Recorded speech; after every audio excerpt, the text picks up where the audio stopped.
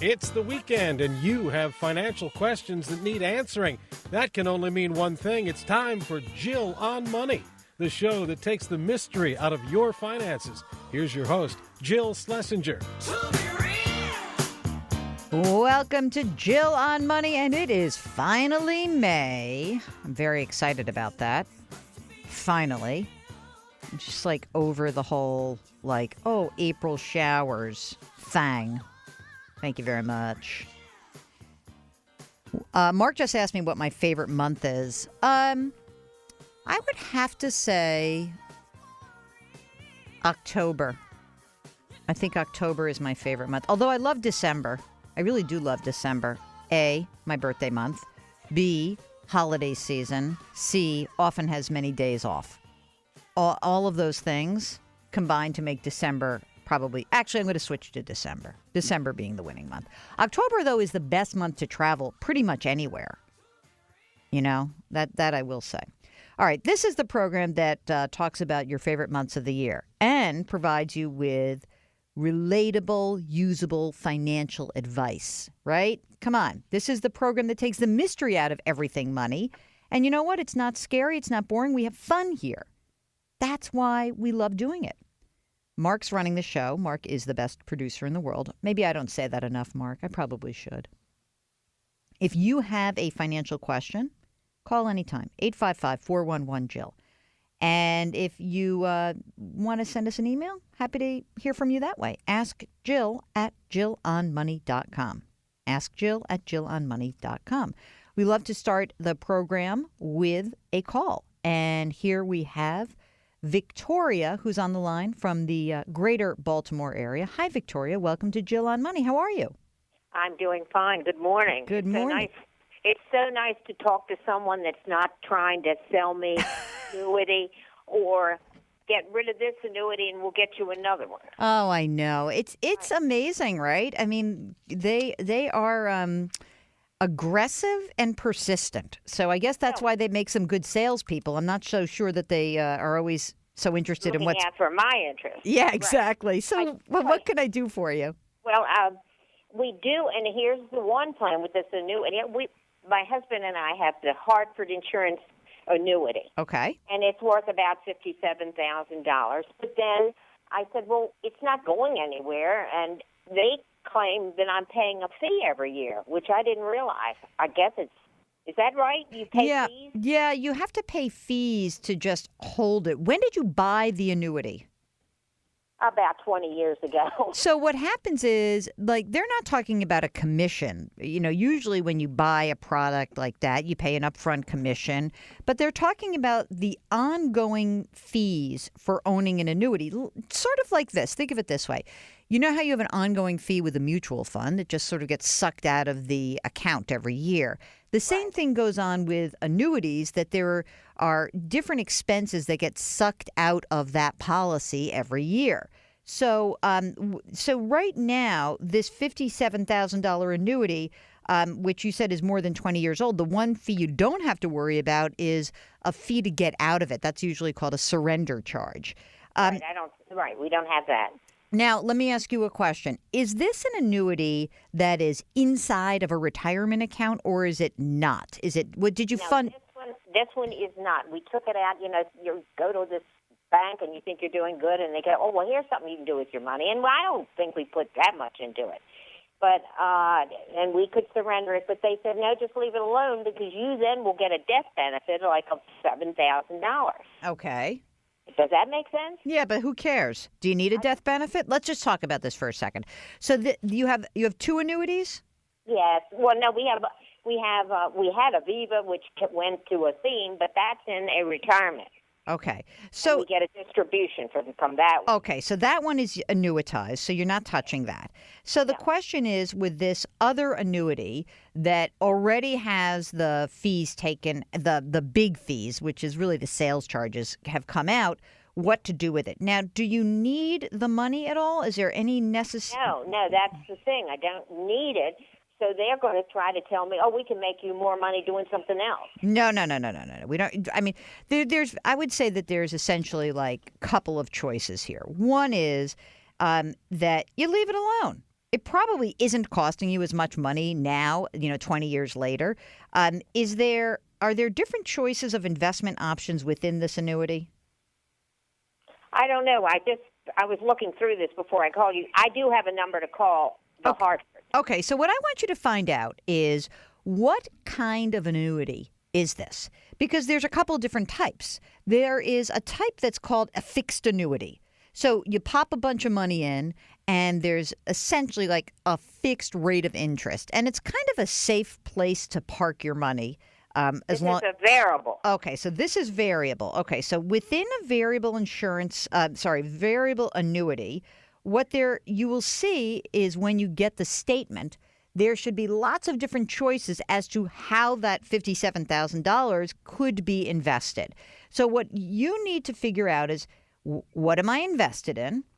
And is this the right investing for me? Is this the right portfolio for me? So what you want to do is you should have a statement which will then list something that kind of looks like mutual funds. They're called sub-accounts inside the annuity.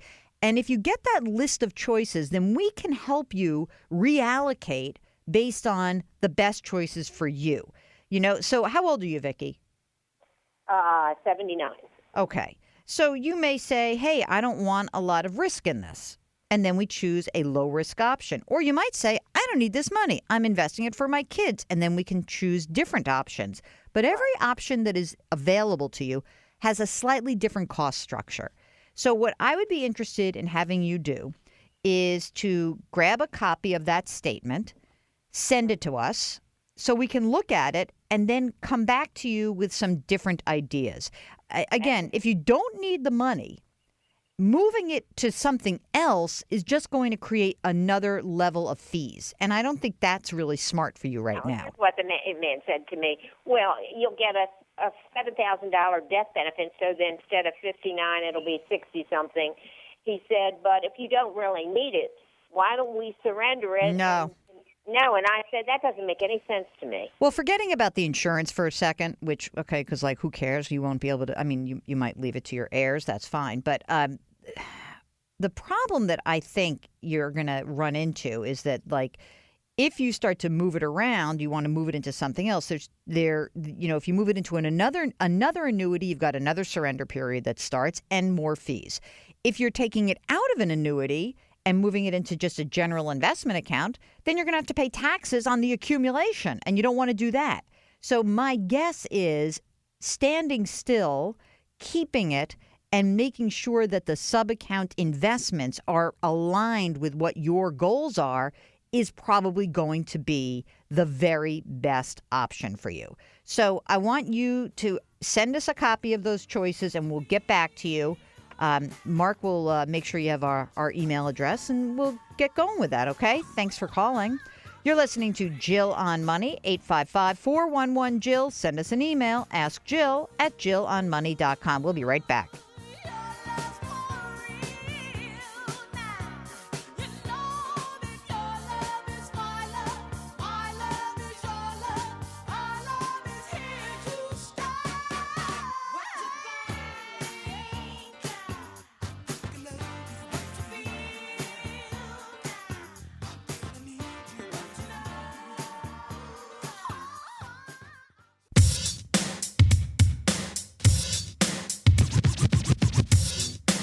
From rookie investors to savvy veterans, Jill Schlesinger is here to help you. Call now, 855-411-JILL, or email askjill@jillonmoney.com.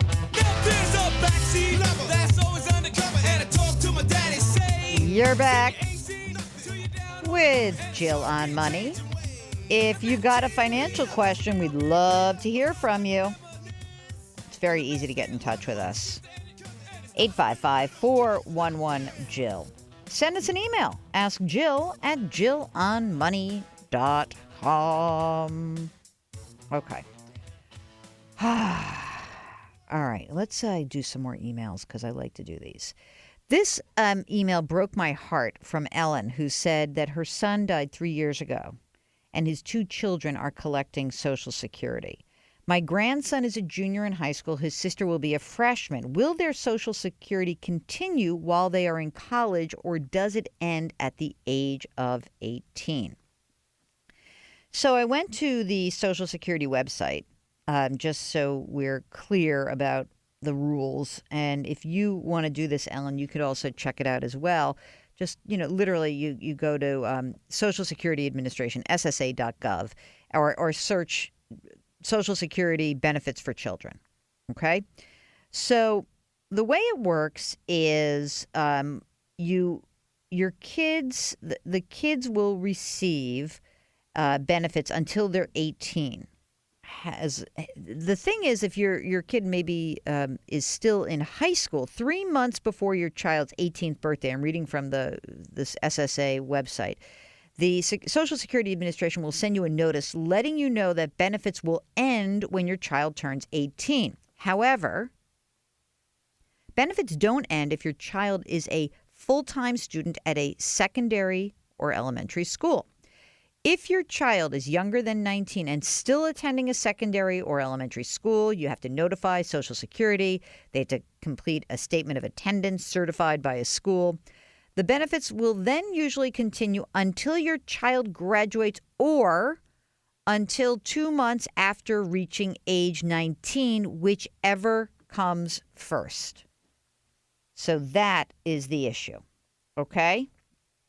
And I don't know just one other thing that when you do get benefits, sometimes these, it's such a drag to deal with this. But again, you can go to socialsecurity.gov or SSA.gov, and you can get a lot of these answers. But it's a terrible situation.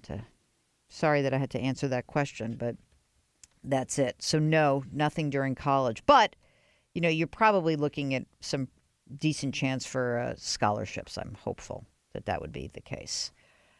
Hey, you know what happened in April? It was Financial Literacy Month. And, I have a very mixed emotions when it comes to financial literacy. But here's something. I did get the results of the National Financial Literacy Test. You know about this, Mark? You're going to like this one. The average score. Now, I know kids took it also, but the average score, was 63%. That's just silly. That's silly. So I have some of the questions. Don't worry. We're going to go through that. Because I wasn't going to. I will tell you that one of the issues that became apparent to me is not only do we need help with our financial literacy in some of the core concepts, but we need some help on what I wouldn't even call a core concept. It would be common sense. I know. It's not. It's just hard for me to believe this. But okay, you ready? Just 44% knew that when you have debt, a loan payment, right, that it's based on both the interest rate and the length of the loan. Only 44. I don't know what they think it's based on. What would it be based on otherwise? Like a perpetual? I could not even tell you what the problem would be there. So that's number one. That's like simple, easy, right? Do you want to know the hardest? The hardest question, the one that had the worst response? You ready? Here's your question. If I invest $100 per month starting at age 21, and that money earns a 7% annual return, how much will I have after 70 years? Any interest in figuring that one out? Okay, but let's say I gave you, let me say I gave you 4 choices. And one choice is you take, this is how we figure out how to do a test. People would say like, okay, I'm going to take $100. I just sneezed, sorry, times 12 months, $1,200 a year. And what most people do is they take that $1,200 a year that save and they multiply it by 70 years. And that is $84,000. So they put $84,000 as one choice. And then if I were going to construct the test, I would then say, let me add 7% of that $84,000 and add that on top, which is whatever, another $6,000. And then I'd just put some random thing in the middle of it. And then I would give you the right answer, which is more than $1.5 million. Okay, let me ask you this one. Here's question 2. How can I start setting personal goals now? The number of people who answered that correctly was just 30%. Okay? How about this one? I mean, I think that's sort of like a silly question, but whatever. What is the safest initial step I can take to start building my credit? The correct answer is create a credit plan that includes a budget, money set aside for emergencies, and the steps you'll take to prove to the credit bureaus that you can repay money you borrow. All right, so that seems like a pretty straightforward test. 30, which just means that people can guess, and that's just fine. All right, let's see what some of the other tests are here. So I guess the one that, by the way, the one that was that I said was the toughie was called the Advanced Financial Education Test. So you should check it out. Oh, God. What are we going to do? Yeah, I know, but that's like a problem because why are we not teaching the time value of money in high school? See, that's when I get myself a little bit crazy about financial education and financial literacy. Because that to me that should be math. What else are we teaching in math? Why do I need, I'm going to sound, math teachers, help me out here. Is it part of a curriculum to teach the time value of money or not? The power of compounding interest. We don't even have to, I don't really care about anything else. Someone said to me, Mark, did you have to take home economics or anything like that? Cooking? What did you, I had to take either, get you ready for this, cooking, sewing, and the best class that I actually did take was typing. That was good. That was worth taking. Anyway, I really want so I don't know if we need I think just like a general, basic skills class. How to balance your checkbook, time value of money. Okay. Anyway, you're listening to Jill on Money on a rant. Sorry about that, gang. 855-411-JILL. And send us an email with your questions. Ask Jill at jillonmoney.com. We'll be right back.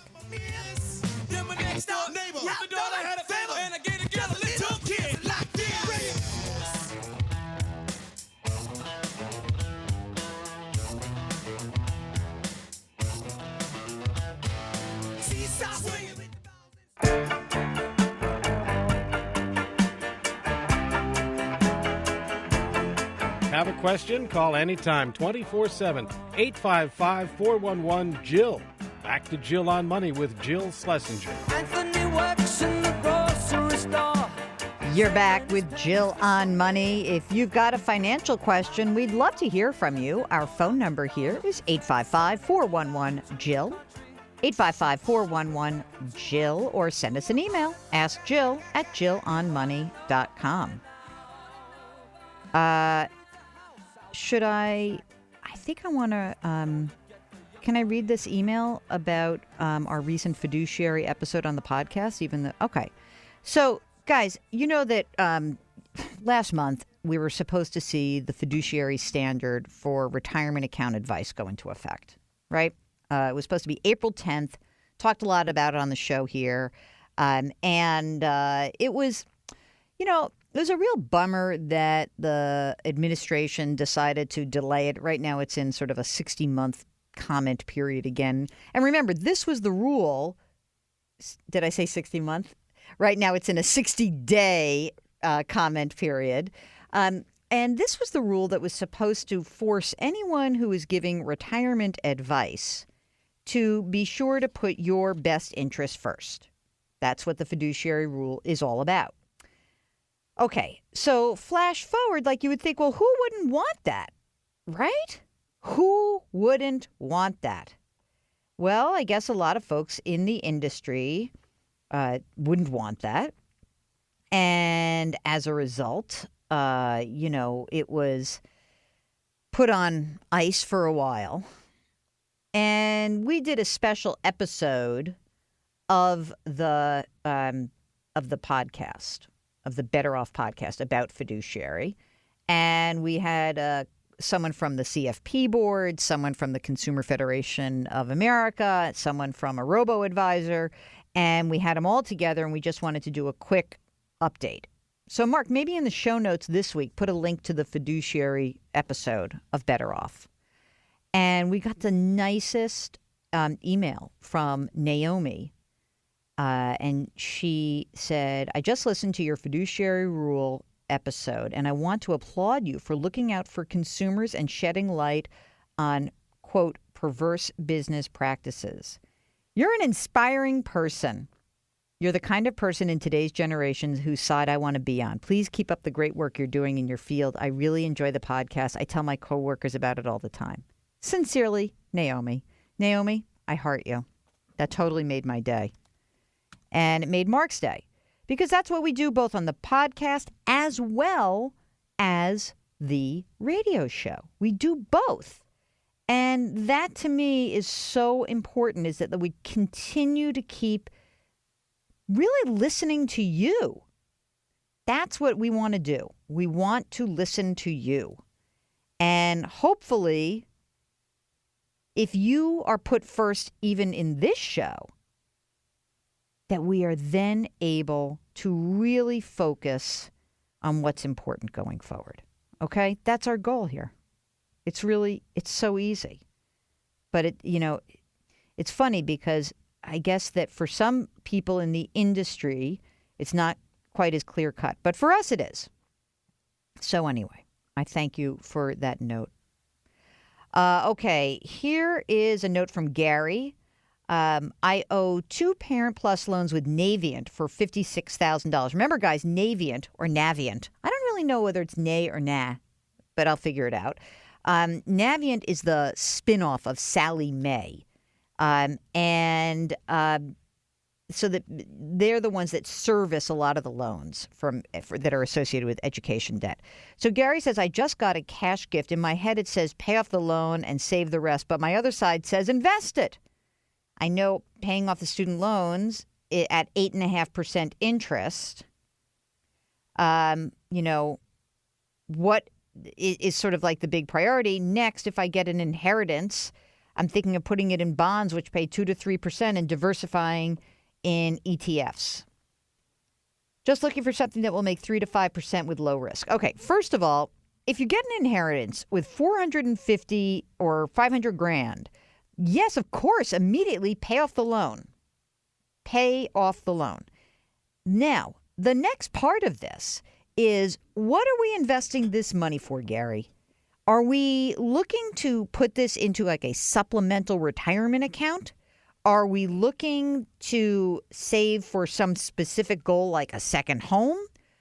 There's so many questions I have. Do you have a mortgage? Is that something we should look at for this inheritance? Is it going to be part of a broader strategy that you want to incorporate into your financial life? So I think that certainly we can put together a portfolio that's, targeting lower risk, but I have so many more questions for you. So can you shoot us a note back, or maybe even come on the show? Mark, did you try to wrangle him on the show and he said no? Well, tell him I need more info. I really do. So I would be very happy if that could happen. Okay. Time? Under 2. All right, we're going to do this fast. James writes, my wife and I are both nurses. Wife made $81,000 last year, and that will about double once I start working, and no student loan debt. We bought our first home in California. We owe $220,000 on it. We both own our vehicles. Should we pay off the home or do we start investing into retirement accounts? I'll be 25 this month. She is 23. No kids yet. All this is very new to us. We just want to know where to start. Any books into investing or what to do? Well, I would tell you to read my book, except I haven't written it yet. So there's a problem. Mark, I got to get on that. Yeah, I'm going to write a note to myself, book. All right. First of all, James, subscribe to our podcast, Better Off, because in addition to this radio show, that will give you a chance to, just download old shows and listen to some of this stuff. No, don't pay off the house. Yes, start investing into retirement accounts. If you're both nurses, chances are you've got something called a 403B account, and you should use that account, especially if your employer matches your contributions. We want you to do 3 things. No consumer debt. You have no debt, which is great. We want you to have an emergency reserve fund, so make sure you got 6 to 12 months of money in the bank, and we want you to start maxing out those retirement accounts.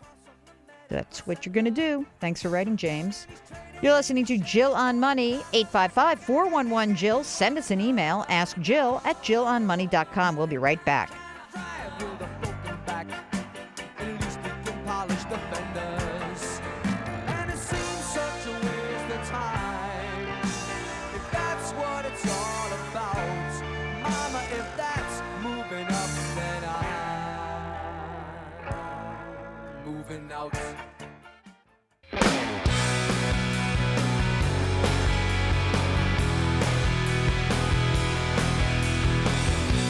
It doesn't matter if you're 25 or 65. Jill Schlesinger is here to help you. Back to Jill on Money. You're back with Jill on Money. If you've got a financial question, we would love to hear from you. You got a couple ways to get in touch. Number 1, give us a call, 855-411-JILL. Send us an email, askjill@jillonmoney.com. All right. Let's do an email here, ladies and gentlemen. How about that? This is from Roland, who bought an annuity in 2008 from Jackson Life. $200,000 and with a guarantee of 6% a year. And he says, my guarantee is now $296,000. The investment value is $220,000. Not very good as an investment. I did not realize at this time I was paying close to 3% on the guarantee value. So obviously, every rider that you have, either in an insurance policy or an annuity, anything that sounds really cool, inflation rider, cost of living adjustment is sometimes called, a guarantee value, anything that's a little bit special or extra that sounds juicy and awesome is usually costly. So in Roland's case, he's paying an extra fee for that. So he says this has reduced the investment value. So here are the choices. I can receive an annual annuity payment of $14,800. If I leave it in the mutual funds, I still pay 3% on the $296,000 plus 5% I'm taking out. If I move it to a fixed investment within the annuity, I avoid all fees. Of course, I was not told of this option when I discussed it with a financial advisor. Okay. In addition, I'll be 69 in October. I've got an additional $600,000 in a 401k, so I'll need to take distributions on the total soon. My broker wants me to close the annuity and put it in a wrap account that he would manage. Nothing has changed in my financial situation since I purchased the annuity, and now it's no longer seen as a good investment for me or for him. His idea that the market will do better and his fee is 1.25%. So I've got to take distributions of about 30 grand a year. Why not take the 3% fixed investment and the 15 grand from this account? It's a single life annuity and my heir gets what's left of the 220. Maybe I'm looking at this wrong. What do you think? Okay. So what I'm hearing right now is, just so we are clear, you have two piles of retirement money, because it sounds like the money that's that annuity is retirement. It's a qualified annuity, so that you rolled over some chunk of money from an IRA, from something, and you popped it in there, because now you're talking about having to take minimum required distributions. So I'm hoping that that's the case. That's what I'm going to presume. Okay, now, so you've got a chunk of money, a couple hundred, or say $300,000 in the annuity, $600,000 is in the 401k. So now the question is, how do you want to manage that money? Should the $600,000 be rolled over? Should it stay in your 401k? It kind of depends on whether or not the 401k is good, has lots of fees, whether there's some fantastic index fund options. So what I'd want to know, number one, is what's the ability for you to keep the 401k as is, which is absolutely a reasonable choice. The second thing is that if that 401k is not so great and you want to roll it over, should you roll it over to the financial person who tried to get you, who actually didn't try to get you, who sold you this annuity, and put that in a wrap account and pay 1.25% for that? Or three, should you roll it over and manage it yourself? I mean, you're managing your own 401k yourself, so maybe you just leave it alone and then you save 1.25% a year. So all of these questions really a lot of it is personal preference. So I think that what might be very interesting for you is to perhaps go talk to someone else, maybe talk to a fee-only or hourly financial advisor who will look at what you have, right? And then really look and say, wait 1 second. What is it that I really have here? What do I want to look at in terms of the strategy going forward, right? That's what we really want to check out. And I think if you had a game plan, it would make you feel a lot better. And that game plan would require you to say, what's the best use of this annuity? I already bought it. I paid these fees. Maybe I will use it as my fixed position. And maybe that works really well. And maybe that's the fixed portion of my investing. And the 401k money is the riskier stuff. More of the equities and other things get put in there. All's this to say that what I think is incredibly helpful is to get your head on straight as to what you believe is truly going to be in your best interest. And I think that you need a little bit of a second opinion. So I am going to absolutely, positively say, second opinion. In my opinion, you're probably going to be okay doing it yourself, but give us a call if you want some more help, and then go find someone who will help you out. Okay? That would be good. All right. It's Jill on Money, 855-411-JILL. Send us an email. Ask Jill at jillonmoney.com. We'll be right back.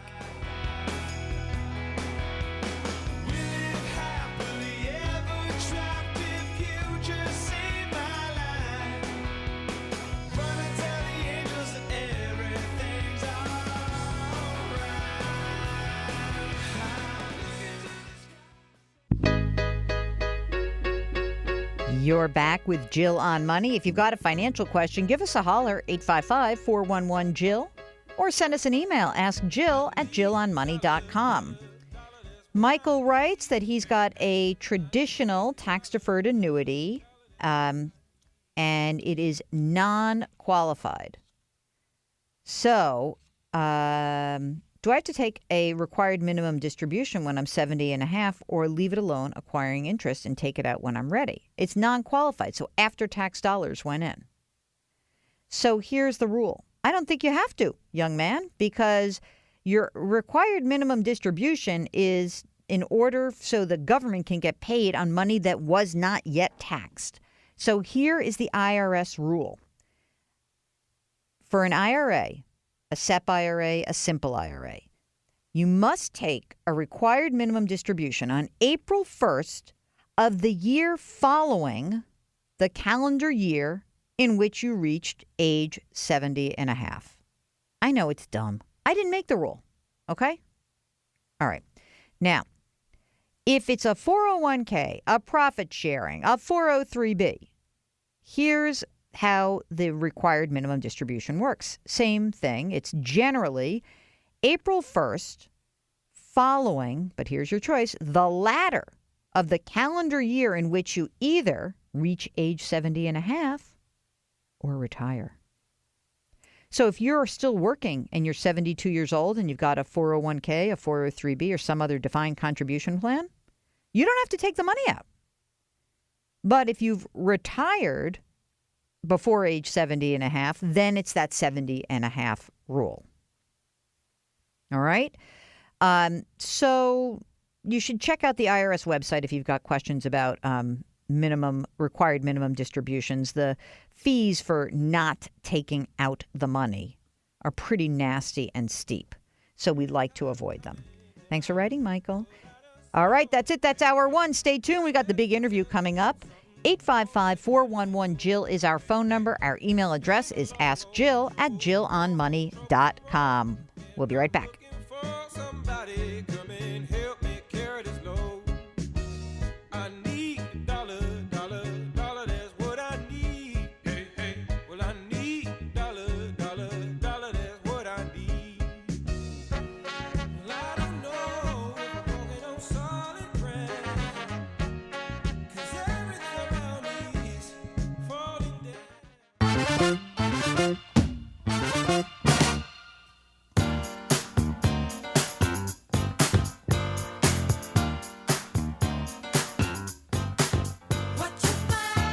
It's the weekend, which means it's time for Jill on Money, the show that makes money fun and just happens to answer all your financial questions. Here's your host, Jill Schlesinger. All right, it's hour number 2 of Jill on Money. And this is a special guest star segment where we have the author of a new book called, oh my God, don't cringe, guys, because I know this is your greatest fear, Broke Millennial. This is what you're, I know that what you're basically saying to yourself is, please, God, don't let her be talking about my kid. But Erin Lowry wrote Broke Millennial, Stop Scraping By and Get Your Financial Life Together. And we're bringing her on the program because you're like the millennial whisperer for us. You're going to tell us why millennials need this book and why every single one listening to this should buy a slew of these books and give them to all the kids who are graduating. So first of all, welcome to the show. Hi, Erin. Hi, thanks for having me. What's your deal? Like, where are you from? Like, I know nothing about you, really. I mean, I know what I can glean, but what's the real scoop here? Where I'm from is one of the hardest questions you could actually lead off with. Okay. I was an expat kid, so I grew up moving around quite a bit. So born in Texas, then Nevada, then North Carolina, then Japan, then China. Then I repatriated to America for college. After college, I moved to New York City, and I've been here ever since. Hold on. Let's go back for a second. Japan and China. Yes. How old were you in Japan? I was 10 to 16 in Japan, and then 16 to 18 in China. What did your parents do that you were moving around so much? My dad works in the lithium industry. As in the battery lithium? Yes, as in the raw material that goes into the batteries. Really? And so in Japan, where'd you live? I lived in Kobe, Japan, and then Shanghai, China. First of all, I love Shanghai. Yes. Love that city. So do you speak any of these languages? Skoshidake and Idian. Just a little bit. A little bit of both. Was it hard to be 10 to 16 years old in Japan? I loved it. You did? I think part of it is kids are so adaptable. So I threw major temper tantrums moving there, and then I have diaries from that time of my life. So it's amazing to see day one. It's like, I can't believe they did this to me. I'm so upset. And then 2 weeks later, I'm like, oh my God, it's so great here. I love it here. And did you go to an American school? International International school. And so English was spoken? Yes, primary language. In the classrooms, outside of the classrooms, it was a glorious hodgepodge of languages. I mean, so what's going on in Kobe? Like, I've never been there except for, knowing that they have beef. Yes, it is the most delicious beef.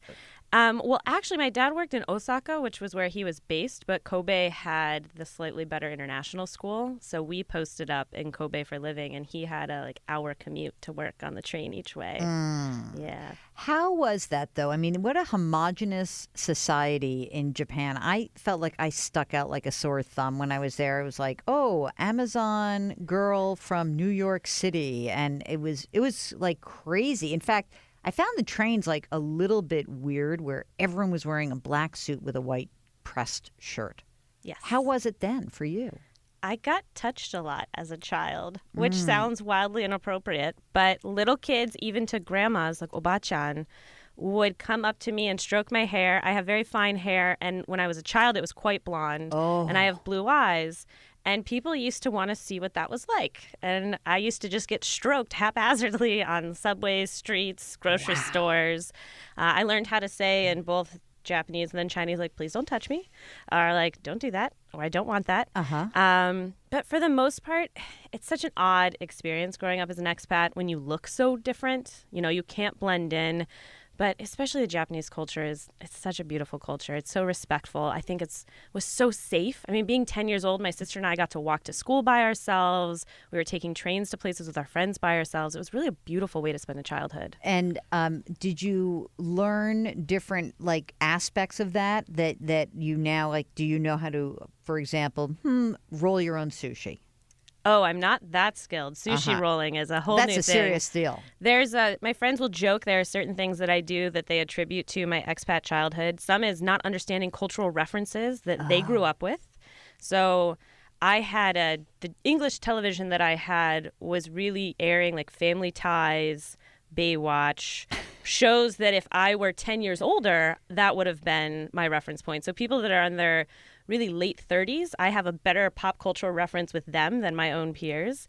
No Gilmore Girls for you. Well, Gilmore Girls, once I moved to China, we could get pirated DVDs. Oh. That's when I started getting tuned into what the American kids were watching. All right. So Shanghai, also a beautiful city, a real, sort of old China, new China aspect to it.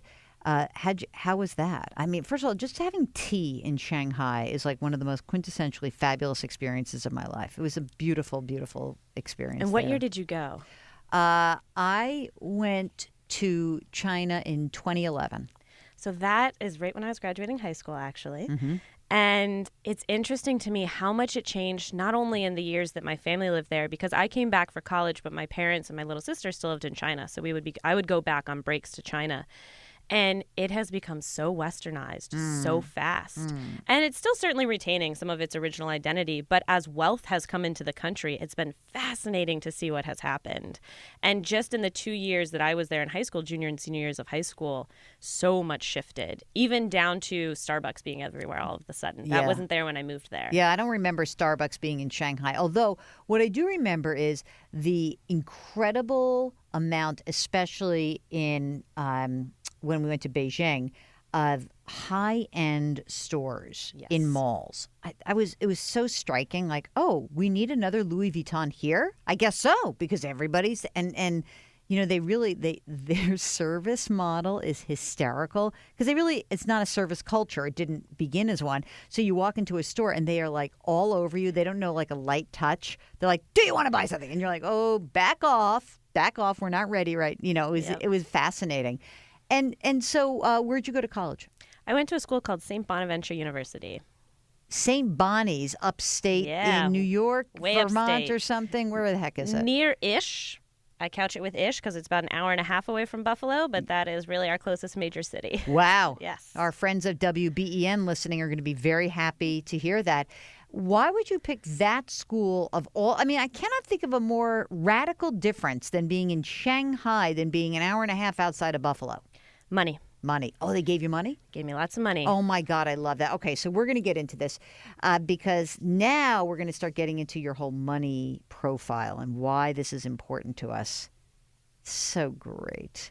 By the way, how about your chopstick usage? Pretty good. Excellent. You're amazing. Yes.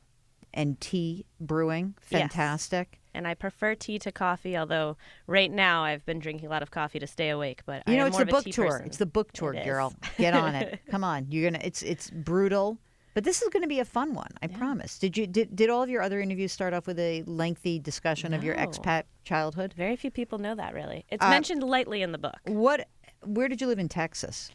I was born in Houston, but I lived there for all of 3 months. But I Okay. am technically a native Texan, so that's exciting. Yeah. All right. Well, I'm not sure which is more different, Shanghai to Kobe to Houston, but we'll get to that. Erin Lowry is the author of the new book, Broke Millennial. Stop scraping by and get your financial life together. When we return, we're going to get into the meat of the book and find out why the heck Erin wrote it. We'll be right back.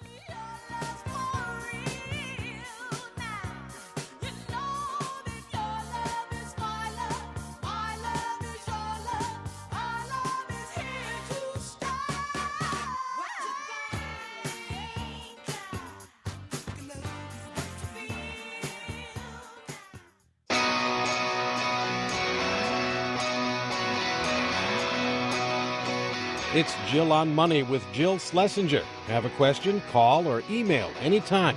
855-411-JILL or ask Jill at jillonmoney.com. You're back with Jill on Money. This is the program that takes the mystery out of your financial life. 855-411-JILL is our phone number. Our email address, askjill at jillonmoney.com. And I am delighted to have a young millennial. I don't even know if you're a young or an old one, but you seem awfully young to me. Erin Lowry is the author of Broke Millennial, Stop Scraping By and Get Your Financial Life Together. And we've just learned a little bit about Erin. Number one, she's expat, lived in Japan, in China. And as far as I'm concerned, upstate New York also seems like another country to me. So that seems pretty much in that same. I'm probably more at home in Shanghai than in the nether regions of upstate New York. Me too. Okay. Your book is dedicated to your dad, to your mom. Kaylin must be the sister. Mm-hmm. Who's Peach, the dog? Peach is my boyfriend. No. Peach, he wants to know, Mark, the producer, wants to know what's up with Peach. So, Peach, I'm actually not going to say his real name because I'm kind of respecting his privacy a little bit. Oh, Peach, come on. Can he help us sell this book or not? Peach was the moniker I created for him when I started talking about our relationship a little bit online, and he didn't want me to share his specific numbers. We can get into it later, but he has student loan debt. I do not. So it's been a big talking point for me when writing about money. And Peach is actually what I do call him in real life. It is connected to his real life name. Okay, we'll get into that. All right. So, your dad worked in the lithium business. Did your mom work, or was she busy taking care of you guys and living the expat life where like they smoke cigarettes and go out for tea? She was big into volunteering. I would say more of the philanthropy part of being an expat. She was a teacher before I was born. Once we moved overseas, though, it was a little bit difficult for her to be able to work because of regulations and everything. And then now back in the States, she's kind of bounced around between, she's been an adjunct professor, and then she also is a real estate agent. Oh, Yes. excellent. My mother is, I think I can now call my mother a retired real estate agent. But, okay, so here's my question for you. What was it like, I mean, as you grew up in this weird expat life, what was your own relationship to money? That's a great question because it's such a bizarre world. And my dad had a great line that he told me recently. And to back it up, my parents talked to me about money from a very, very young age. So around 7 years old, I was getting my first financial lessons. And same with my little sister. So money had always been a very open topic in our household. And once we moved overseas, my dad's new goal was to make sure that we were enabled, not entitled, is how he describes it, because we were surrounded by a lot of wealth. And he wanted to make sure that we understood that this wasn't necessarily normal. It was normal to us, certainly, but this isn't how the rest of the world lived. And that everybody in your class's parents were not going to be in double comma land, as I call it, and that going back to the States, things weren't going to be quite that way. Interesting. Now, did you know, for example, did you know how much your father made? That was the one question that I never really got out of him when I was younger. Mm-hmm. Now I do. Mm-hmm. I know about his net worth now. It's a very open conversation between us. But I remember being 18 years old and applying to college, or I guess I was 17. And when you fill out those FAFSA forms, and a lot of colleges ask like where your parents are on the scale of income. Mm-hmm. And I went up to him and was like, Well, what's the answer? And he said, I'm not telling you that. Interesting. And I said, what? Because money had been so open, I was blown away. And it was really, and I kind of backed him up on it. I was like, why? And he goes, that's not their business. So he was bothered that the schools wanted to know. And then he kind of said, you're not going to be eligible for any of the work-study programs. It doesn't matter. But I still had to pay for 50% of my college education. Okay, wait. So I want to get into that. Because you said you went to St. Bonaventure because they offered you money. Yes. And so your parents, who probably could have written the check themselves for the whole thing, it was important for them to say, you're on the hook for half, right? Yes. Did you know that from an early age? From like in the beginning of high school, did you know that? I knew that when I was applying to colleges. I thought I was going to be calling their bluff. Really? Yes. So I made a big fatal error. Wow. Yeah. And so how did that play out? Explain. Not well. No. So tell me what happened. So there were two parts of this process that were rough. One was, the deal was, you had to pay for, you being me and then my little sister, you had to pay for 50%. Lucky your little sister. She gets to come after you to see the mistakes you made. She does. Mm-hmm. It's important to know my dad was very self-made. It was important to him that we understood the value of money, and he felt that we wouldn't necessarily value college the same way if we weren't on the hook for it a little bit. Mm-hmm. And in addition, the other rule was you had to apply to every college scholarship for which you were eligible.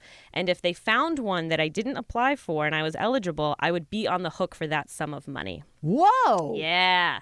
How did you do that? How did you scour the earth and look for those scholarships? Online. Just did it. Yeah. Okay. I mean, it was pretty easy. I think counselors helped a little bit, college counselors in high school. But at that point, it was 2006, 2007, and there was a lot online. And my mom actually did find one full ride to Wake Forest in North Carolina that I had not applied for. It was a theater scholarship. Why? And You're theatrical? I was going to be a theater major. What? Yeah. Theater and journalism. And she came into my room late one night, 2 days before the deadline, and said, hey, you apply for this? And I said, nope. And you did. And she goes, well, you better. It's a full ride scholarship. Otherwise, we're not paying. Wow. Yeah. So I applied. I had 2 days to memorize 2 monologues, write a couple of essays, get that sent off, did it all, and actually got a call in to come and fly back to America to audition for that scholarship. What'd you audition with? I auditioned with Merchant of Venice. I was Wow. Portia. Oh, my And then God. I also had a directing portfolio from high school that I brought in. No musical theater, which I can tap into here. Straight up Unfortunately, theater. straight up Okay. drama. All right. Okay. So now you got skin in the game. Mm-hmm. And do you think that that is something that made you much more financially aware than perhaps your cohorts who are going to college? Absolutely. And I had to make a rational decision at a very young age. I did not get that scholarship to Wake. And the decision came down. I'd actually sent in my seat deposit.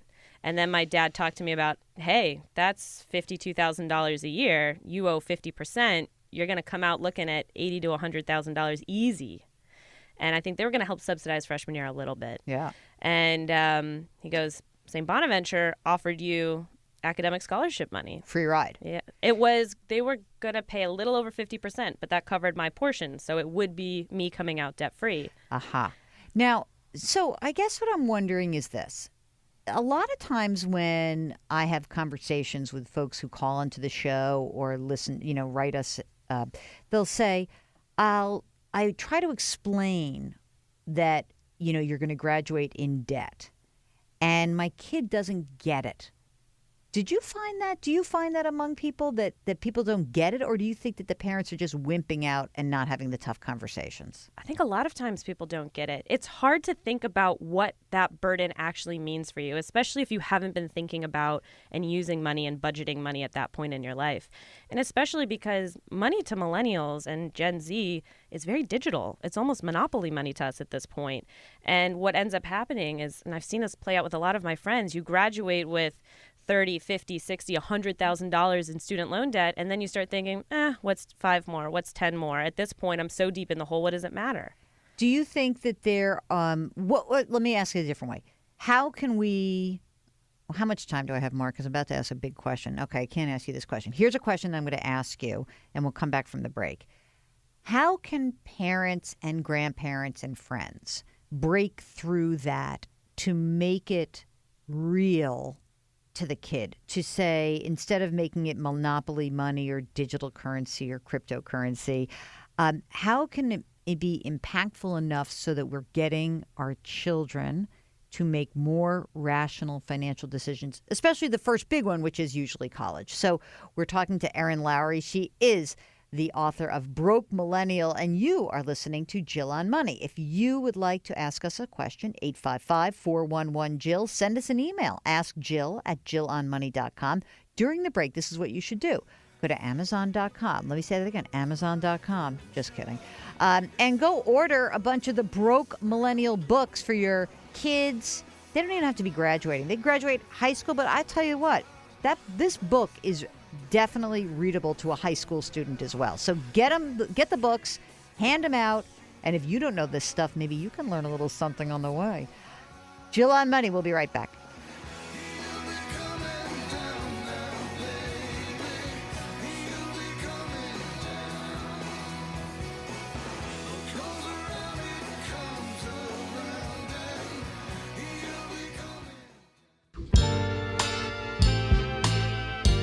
It doesn't matter if you're 25 or 65. Jill Schlesinger is here to help you. Back to Jill on Money. You're back with Jill on Money. You've probably never heard this song ever. I mean, you have? All right, good. Phew. She likes some old school.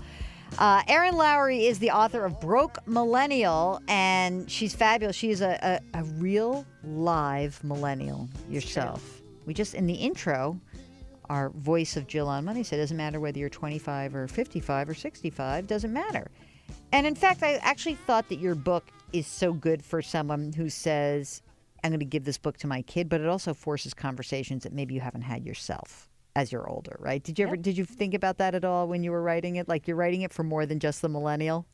I thought about it in the sense that maybe it will create conversation between parent and child, because I think that was the greatest gift my parents gave me, was talking about money at a young age, and that set me on the path that I am now, and it enabled me to be debt-free and to understand how to handle. I only earned $23,000 in New York City my first year here, and it still didn't stress me out because I knew how money worked. That's amazing. So before we went to the break, the question I asked you is, how can parents, grandparents, friends have conversations with their kids to break through this idea that a millennial, as you said, doesn't really deal in a cash society. It's a digital currency. It's so many things that, with a click of a button, as opposed to taking $100 out of your pocket or your backpack.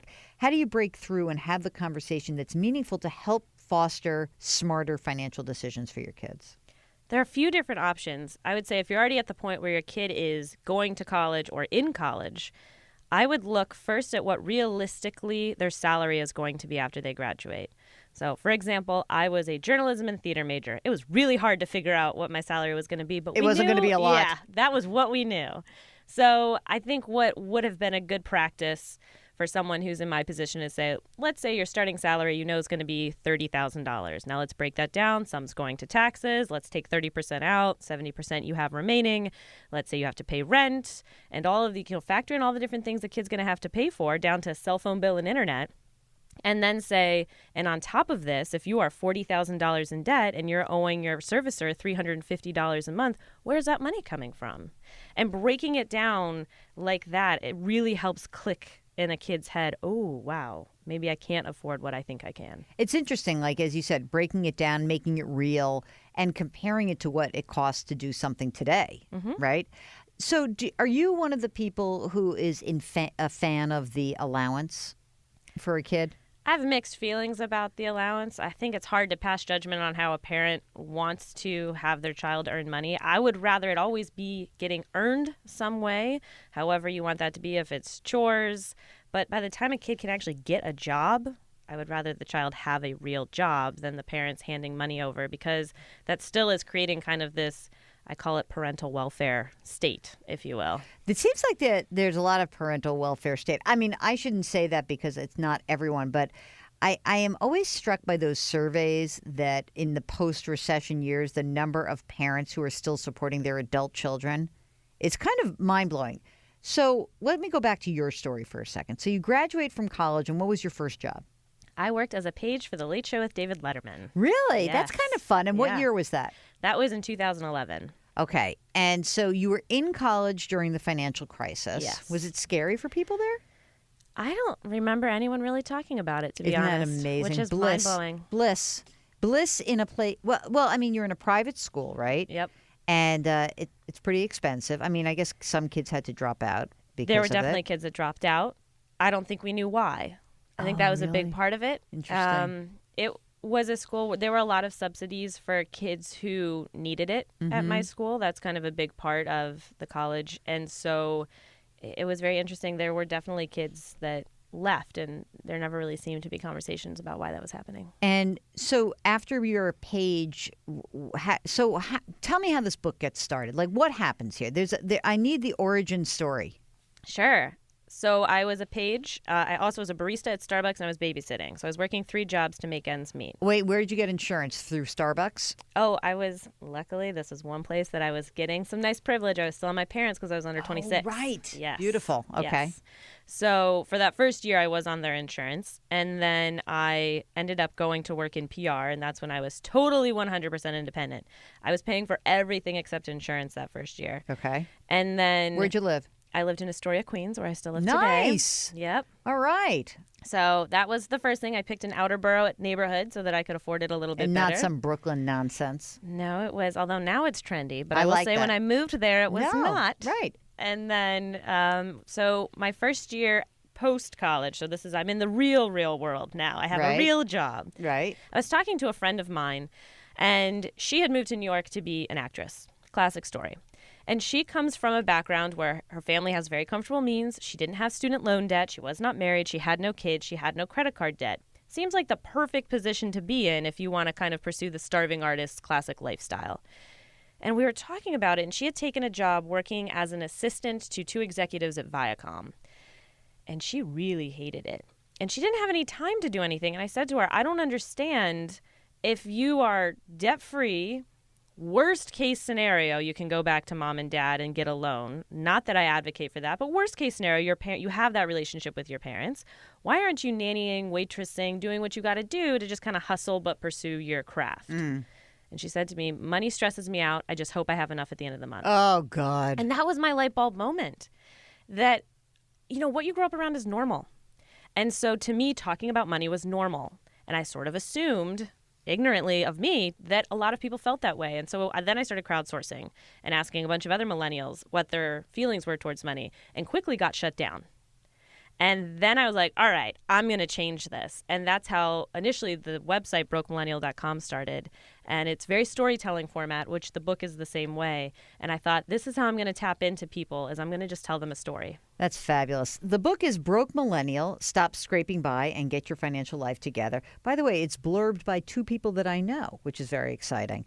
And when we come back to Jill on Money, our special guest star, Erin Lowry, is going to tell us some of the tips in this book that maybe you can kind of help your cash-strapped 20 or 30-something. I got to tell you, there are some 40-somethings also in here, too. And yeah, okay, she does talk about Tinder as an example. I'll explain what that is when we get back. Jill on Money, 855-411-JILL. Maybe you're also hip, you know that. Ask Jill at jillonmoney.com. Go swipe while we're on the break. We'll be right back. Let's stay together, loving you weather, times are good or bad, happy or sad.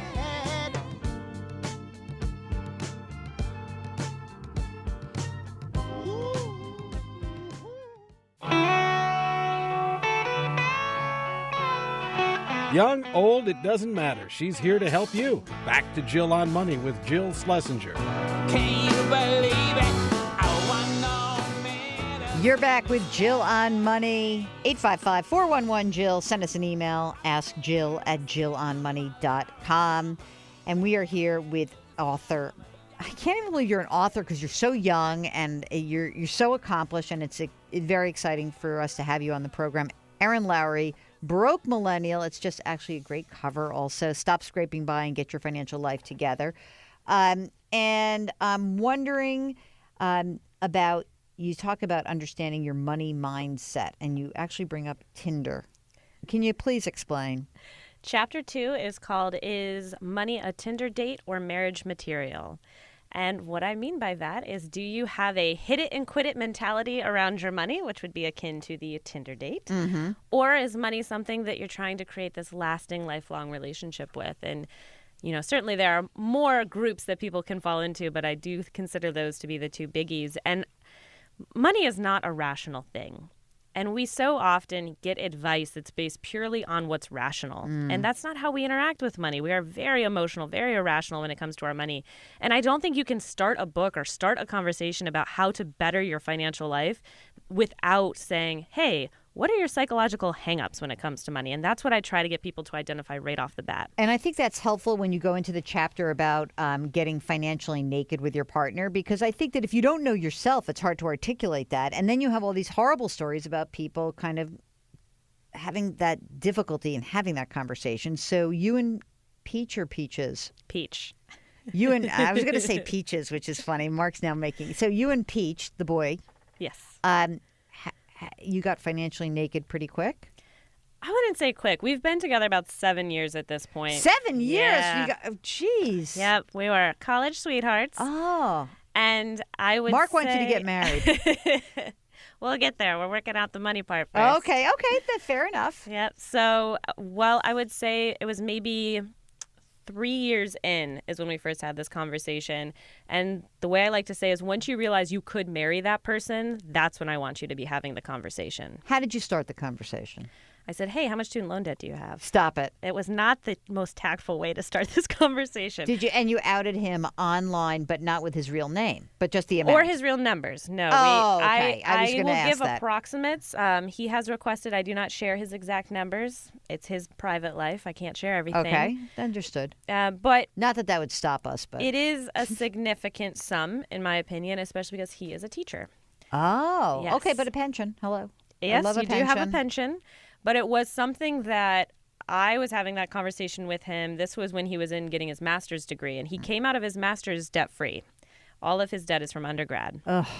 Yes. And it was a situation where I wanted to kind of know what we as a couple would be on the hook for if we were to get married, because I have a very team mentality about money. So you would be the kind of person, like, we get this question constantly. Remember we got this like about the 27-year-old dude, and he's like, should I co-sign for a loan with my fiance to pay? We don't like co-signing, but you're of the opinion, and again, this is obviously based on whoever you are, that you would both be paying off the loan, because we get a lot of people who are like, I'm not paying off her loan. Once we're married. Yes. I will not put a penny towards it. I love this until woman. we are legally combined. Okay. Because if you think about it, as soon as we are on paper legally intertwined, that debt is impacting my financial life too. Right. So the faster we can get rid of it, the better. And I out-earn him. I'm the breadwinner in the relationship. And if I can help get that debt to go away, then why wouldn't I do that? Now, we had many iterations of this conversation. And what we ended up deciding on as a couple is that my salary, he felt very strongly that it was his debt. And I felt very strongly it would be our debt. Mm-hmm. And it took a lot of compromise. And I said, well, how about my salary would pay for the day-to-day lifestyle expenses. Your salary, you put some money into your pension, some money into an emergency fund, maybe a little savings goal otherwise that we have, but the rest of it goes towards your debt. So you are technically paying for it, but only because I am supporting the rest of our life. Yes, of course. It's like kabuki, but it's fabulous, yes. Right? And you see, you got that.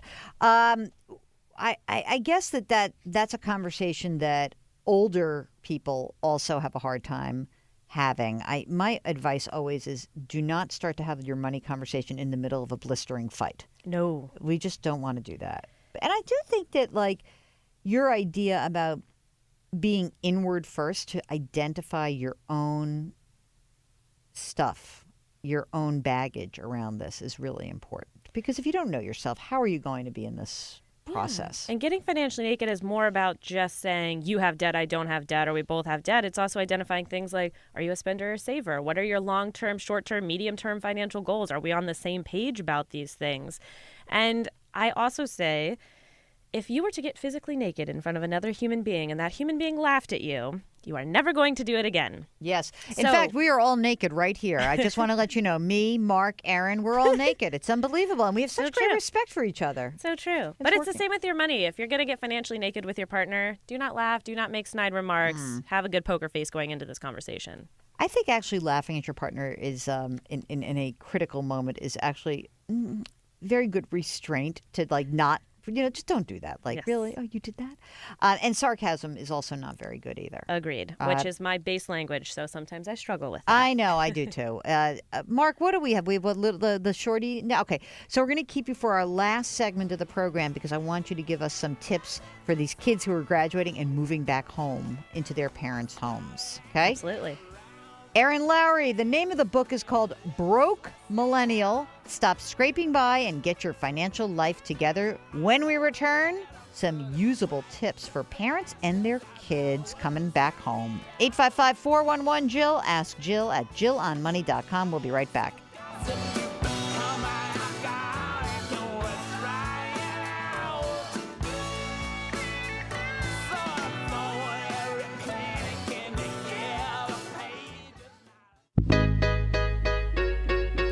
You're back with Jill on Money, and we are finishing the program with our guest, Erin Lowry. She is the author of Broke Millennial, and it is graduation season, so everyone's going to buy the book and give it to their kids, but I thought we'd just do a quick couple minutes here about my favorite chapter in the book is When Those Kids Come Home, which comes right after my second favorite chapter, which is Getting Financially Naked with Your Partner. Okay, overcoming the emotional and financial battles of living at home after college.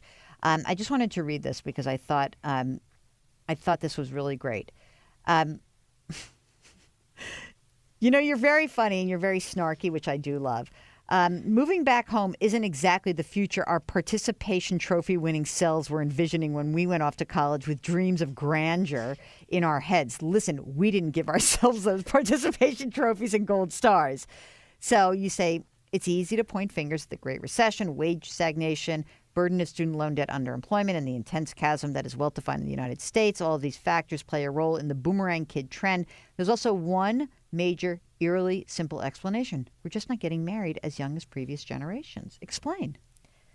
It used to be very common that you would go from your parents' house to your husband's house or to your wife's house. That's not really happening so much anymore. Women are far more educated today than we ever have been in history. We are more career-oriented than ever before. And so I think that one of the simple factors is that it's easy to just go back home because you're not getting married at 23, 24.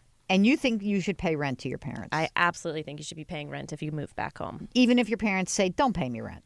Doesn't matter. They should still say rent? If your parents, absolutely, if it's abhorrent to you to charge your child rent, then there at least needs to be some sort of child handling their own laundry, buying their own groceries, cooking family meals once or twice a week, helping pick up younger siblings. There needs to be more participation. It can't regress back to when they were 18 years old and living at home. If you want to know more about all the other options other than paying rent and why your rules, if you own the house, are the rules and the action list for making the most of living at home, you're going to have to get Erin Lowry's new book, Broke Millennial. Stop scraping by and get your financial life together. Erin, thank you so much for joining us. Thanks for having me. And we'll see you next week here at Jill on Money, 855-411-JILL, even when we're off the air, or send us an email, ask Jill at jillonmoney.com. See you on the radio.